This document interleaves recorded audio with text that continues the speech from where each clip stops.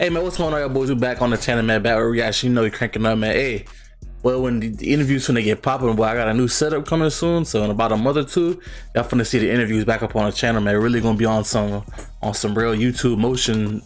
For real, y'all boys gonna see, man. We about to get into this swamp stories, man. I know I've been slacking on the reactions totally. I literally just been slacking. People been saying I fell off, you know, they true, but hey, we just try to get it back in my rotation. Cause before, when I was doing it, I would do it every night, you feel me? But like now it's just like I'd be so busy with like other stuff, with emotion. But let's get to this TearItOff video though, man. You know, this Asian dude that we reacted to, man, TearItOff, Greasy.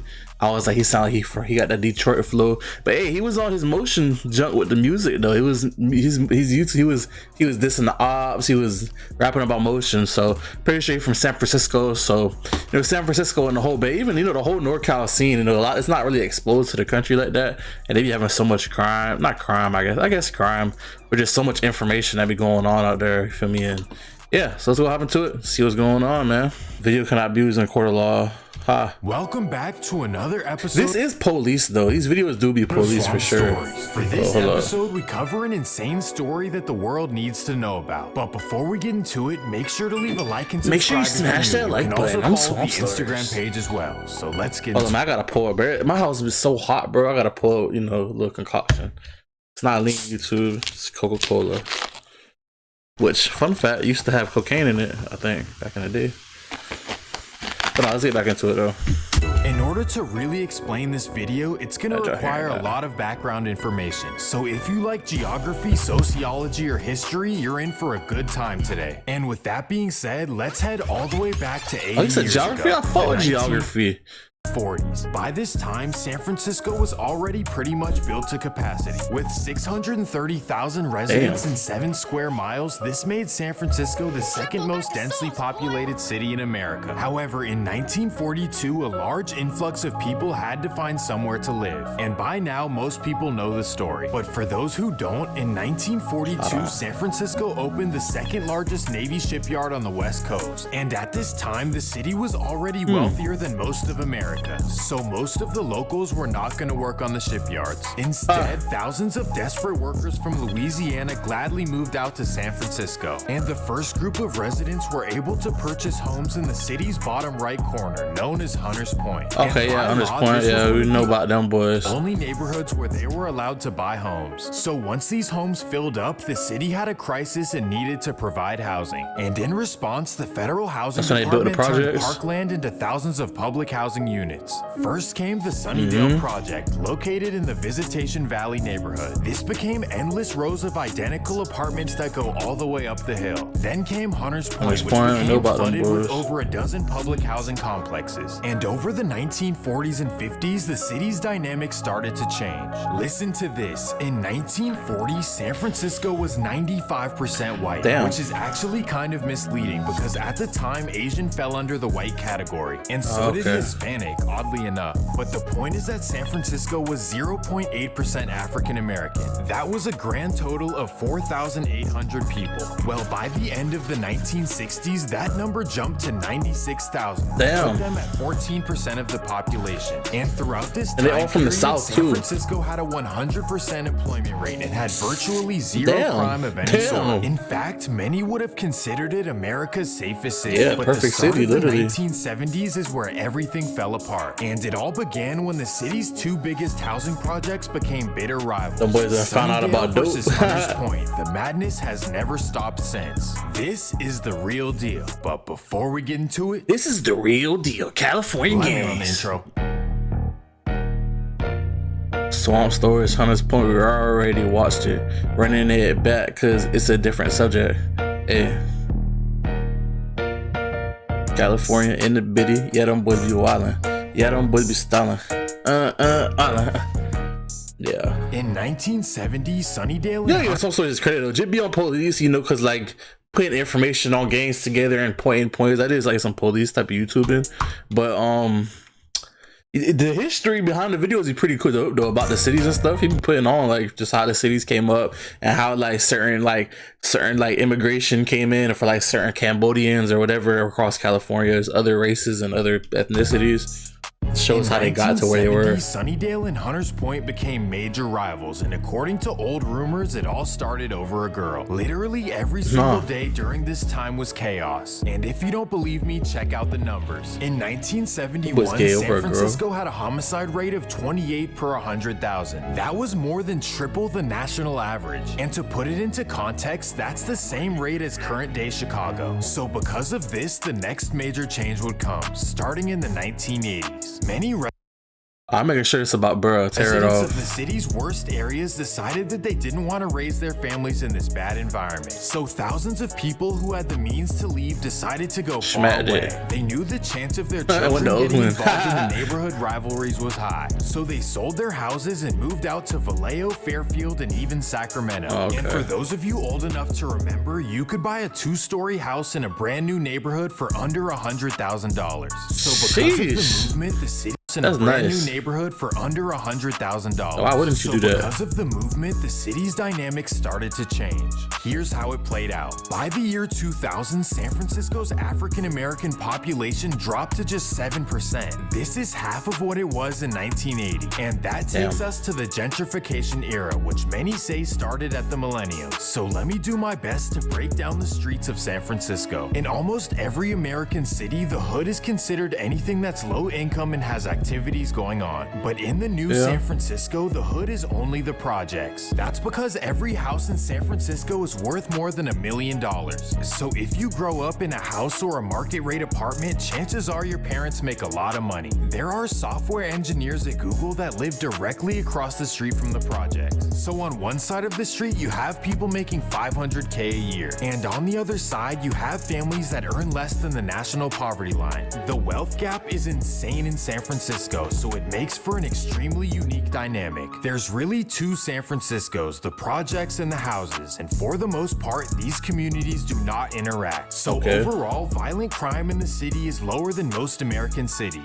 However, within the community of projects, it is absolutely wild and never-ending chaos. There are project rivalries all over the city, but none are bigger than the one in this video. Yeah, I want to get the bro and see what bro got going on with it. So basically, San Francisco basically is not on that anymore unless you're in the hood, which is low. It's only the projects because everything they got gentrified. It is absolutely wild and never-ending chaos. There are project rivalries all over the city, but none are bigger than the one in this video. So let's finally get into it. Bro on. The Sunnydale projects are basically split up into 3 sections. You have 42 in the low, both of which I covered in my very first video. And up until just a few years ago, these were pretty much the most feared in the city. They virtually emptied out an entire rival section in under 10 years. But over the past few years, the historically forgotten about section of Sunnydale has gained major prominence. Let me introduce you to 3400 Blythedale, also known as the 4. Interestingly enough, this section of Sunnydale consists of mostly Samoan residents. And for those of you who aren't familiar, they originated from the tiny island of Samoa in the Pacific Ocean. And one thing about them is that they tend to be very big, and not like eating big, more like NFL big. Pretty much everyone is over 6 feet and at least 200. Yeah, Samoa's big as fuck. That's one thing that's crazy about Cali. They got like Samoan thugs over there, like Asian thugs over there. There's like none of that going on in Florida. I watched like some gangland thing on, like it was like a Samoan hood, and like it's for sure like just because you feel me, it's like it's like in the hood, like, or like in like the ghetto, if you trying to like have emotion, other people gonna look at you crazy if you're not like, if you like Samoan or if you're Asian or something like that. So one is over 6 feet and at least 250 pounds. They also have a very strong culture of family, pride, and toughness that has instilled fear in the Bay Area for a long time. If you ever played Pop Warner football, trust me, you know what I'm talking about. However, they never had any sort of presence in the streets. Instead, they were more so a giant family that nobody messed with. Well, in 2012, the unthinkable would take place. And that takes us to the bottom of Hunter's Point. Cameraman Todd, man, KillaCam's my name. Also known as the Double Rock Projects. For years, this was the most feared project in the whole city. You had to enter through a gate and it was only one way in and one way out. So if you made the wrong move, it was probably over for you. In In fact, delivery drivers and even SFPD refused to enter the gates. That being said, Double Rock always had a good relationship with the Samoans and tensions were never built. But after a silly argument, all that would fall apart. July 20th, 2012. A man named Henry Taulolo gets into an argument with his friend named Demarie Young, also known as D3. And for whatever reason, the situation elevates and D3 takes it to a whole new level. Killed him? Damn. This shattered the Double Rock community and all relations were done. It got to the point where the Samoan residents of Double Rock moved over to Sunnydale and Alamany projects. And over the next few years, there were multiple serious incidents, including the 2014 so they damn near started like a race war almost, but it's like gangs. At the hands of Sunnydale man Fotu Paopao. Paopao, can't let that Paopao. Sunnydale man Fotu Paopao. However, everything would come to a complete halt for the time being. That's because in late 2014, the city of San Francisco decided to demolish the entire Double Rock project. And here's how it worked out. The city is legally required to provide housing to these old residents. However, moving into another project can be a bad idea because of how the rivalries work. So instead, the city offers the residents housing vouchers, which allows them to choose private housing and maintain their old rent. But San Francisco landlords were not going for this, and neither was Oakland, Richmond, San Leandro, and pretty much anywhere in the Bay Area. That would be except for Antioch, California, located about an hour east of San Francisco. At this point, Antioch had built endless suburban neighborhoods, but nobody was moving there. It was simply too far for Bay Area commuters. And for those of you from Southern California, you can compare this to Palmdale or Victorville. Brand new, beautiful suburban communities were left half empty. So the landlords got desperate and started accepting all the housing vouchers. So that turned into the hood? As a result, a large portion of Double Rock residents began moving out to Antioch, and Double Rock was officially vacated. And that takes us to 2016, to the new Double Rock, now known as the Alice Griffith Apartments. Over 150 brand new luxury style units available for the previous residents to move back in. Fortunately, when everyone got back, the rivalry had calmed down and nothing serious was going on. However, a small portion of the previous residents never let them boys game banging in like some nice projects. Now that's funny. That shit don't even look grimy. That shit clean. Portion of the previous residents never let their harsh feelings go, and that resulted in multiple squabbles in downtown San Francisco. Sunnydale versus Double Rock was sadly coming back, but this time the difference is that it's all high schoolers, and it all got serious on October 19th. The younger ones were really gonna see it more, like more high schoolers. Like high schoolers gonna be way more violent than like an adult. That's when high schoolers the one that's really catching bodies and all that. Double Rock teenagers from Mission High School drove down to June Jordan High School to confront Sunnydale in the parking lot. However, things got heated and Double Rock took it to a whole new level. Bam. Thankfully, everyone was okay, and 2 days later, the Double Rock teenagers went down. However, they all received under 3 years. In fact, one of them, nicknamed Rooster, says that he was let out immediately due to his plans to attend college. The judge noticed his academic potential and let him go. But either way, this was the first incident that made everyone tighten up, like, oh wow, this is getting serious. So in response, 3400 Sunnydale started a new group called TearItOff. Let me introduce you to the important members. Most importantly, you have Reno Fiapoto, also known as TearItOff Greasy. That boy said his whole government. That boy said Reno Fiapoto. Shit. Come on, Swamp. Importantly, you have Reno. You probably look this man's name up on Google and find his house. Like, bro, like if you want to find anybody like where they live, bro, the county, like if you got a ticket, if you got arrested, bro, you just look up somebody's name. It's gonna give you their age, birthday, their whole address. This is actually kind of crazy. Also known as TearItOff Greasy, and this guy is the alpha male of the entire operation and is known to instill fear in everyone. And by his known to instill fear in everyone. He be also talking about people that did a Grim Reaper. Is his brother Rasas, also known as TearItOff Sauce Bang, and this guy is the brains behind everything. He just knows how to land on large portions of money. Let me put it like that. Then you have TearItOff Logutta. This guy is the wildest one by far. Like, trust me, you do not want to make this guy mad. That's pretty much. Bro, this man say this every video. Man, trust me, you do not want to make these guys angry. The original guys from Sunnydale. Them boys got emotional. They got a chains. They got big Cubans. Them boys. They throw up a 4 to represent their block. They representing Samoans and shit too. TearItOff expands past Sunnydale, and the first section to join up was the Alamany projects. And from there you have Lil Lar, who's a rapper who's hit over 500,000 views. And also from there you have another guy named TearItOff Joaquin. And altogether, TearItOff was not focused on rivalries. Instead, stacking up money, snatching chains, and being the biggest bullies in the Bay Area was their mission. So early on, they shit on all the odds broke bums, be all having motion with money and music, dude. It's way more. Peasy just fucking dissed No Cap for no reason. His man's tripping. No Cap is low-key shitting on Peasy's whole career. That's a whole nother situation going on right now. I don't know why only Peasy would try No Cap like that. Like, one of No Cap's like bars is like better than Peasy's whole career, if we're being honest, bro. I ain't gonna lie. The biggest. What was I about to say? Yeah, them boys shit on the officer, bro. Officer, bro, playing with a gun. Early on, they snatched the chain of Alabama rapper OMB Peasy. And while in high school, TearItOff members could be seen with hundreds of thousands of dollars in cash. And according to federal investigators, it all came from what they call crams. However, in 2017, what is a cram? You're not gonna explain this swamp? Come on, man. Would go terribly wrong. By this time, Sauce-Bang, Greasy, and most of TearItOff have moved out to Antioch, California. And they happen to be attending Freedom High, a suburban school in nearby Oakley. So despite living in the suburbs, their cramming ways do not stop.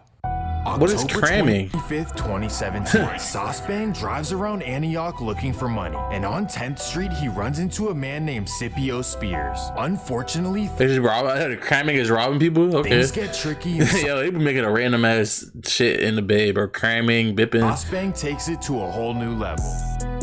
Nah. This wouldn't be solved for quite some time, and the TearItOff madness continued. And that takes us to February 2nd, 2018. TearItOff Greasy decides to head down to the peninsula despite being on ankle monitor. Well, of course, before going, he decided to tear it off. Of course. And for those who don't know, this is a very upscale part of the Bay Area. That's where his name came from? 11 a.m. Greasy arrives at the Millbrae Pancake House, and outside is a couple with a purse and a note bag. So Greasy hops out of the car and so them boys just be robbing people. I thought they was doing a duet or some shit.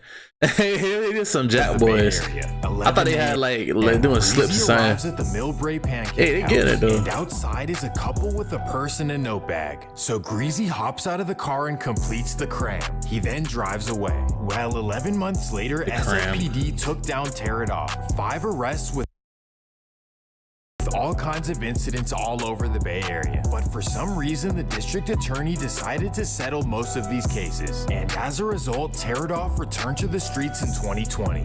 That's one thing though.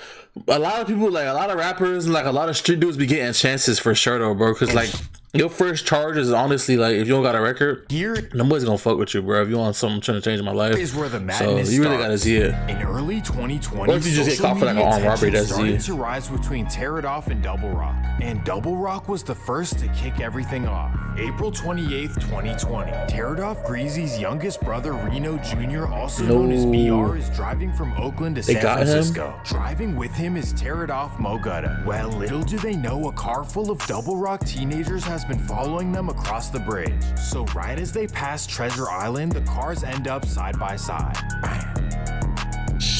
This is the moment that changed everything in the Bay Area. Double Rock and everyone they're cool with started clowning on Instagram for days after this. And this is when some new characters came out of the woodworks. A rapper named Dreamlife Rizzy started putting out songs completely dissing BR and TearItOff. And he's honestly a really talented rapper, but this would still be a terrible decision. That's because TearItOff would not take it lightly. But first, they would go on one final mission for money, and this time it was Sauce-Bang. On May 10th, 2020, he crammed a local store in Oakland and ended up with $300,000 in cash. And all this money would allow TearItOff to focus on one thing and one thing only, taking down Double Rock. And it all began on July 7th. So what the fuck? He just hit a pawn shop for 300 bands? Like, what the hell is cramming? He said he crammed the old people, and he just, I'm assuming this man just took their purse and smacked it, and now he crammed the store. Like he's robbed or jacked. Rock is outside on their main block at 11 p.m. and that's when a car pulls up. Bam, bam. March 16th, 2020. So them boys doing drills now. Derek McDougal, also known as TG, is driving in Richmond, California. This is a small city located about 30 minutes northeast of San Francisco. And being that he's outside of the city, he feels comfortable being out and about. Unfortunately, that's not the case. A car pulls right beside him. Wow. knocking them boys off. Just a few days later, TearItOff Greasy would go down for it. However, the case would be dropped due to lack of evidence. And despite the so bro got a body? Sheesh. Hey, ain't gonna lie. That just made his music hit harder. And his little brother died too, RIP. Do something wild for the 1-year anniversary of BR. On April 29th, 2021, they shut down the Bay Bridge, threw money, and recorded a music video. Hey. They just do not care one What video is I gotta react to that video? What the hell? I don't know what video that is. Or somehow they got away with this. And that takes us to May 25th, 2021. At this point, Double Rock is everywhere but the city, but they can't go far enough. And on the morning of May 25th, Chris Cawthorn also... Damn, they all just getting knocked off in these little, in Antioch and fucking Richmond, all these little Vallejo, all these cities. Walking on Broadway Street in Oakland. And that's when a black Sprinter van pulls up. Damn, doing skits out the Sprinter? And here is where everything starts to change. Everyone surrounding this situation had to choose a side. Point blank period. TearItOff pretty much said you're either with us or against us. And here's how it played out. Harbor and Kirkwood decided to join Double Rock. And that includes the rappers Swervy Bands and the Money Twins. On the other hand, an unexpected the Money Twins, yo, them boys are fried. The Money Twins. On the other hand, an unexpected neighborhood would join TearItOff. Let me introduce you to the Excelsior, also known as the E. What's cooking up though? For a long time, this has been a middle-class area and rarely sees any sort of issues. Sure, every once in a while something will happen, but the Excelsior holds zero weight in the Bay Area streets. However, they're represented by a young rapper named K Smigs. And once he got together with TearItOff, the Double Rock side was not happy. So Double Rock rapper Dream Life Rizzy made a song mocking K Smigs' little brother who unfortunately passed away in a car crash. Well, the Excelsior was not happy about this.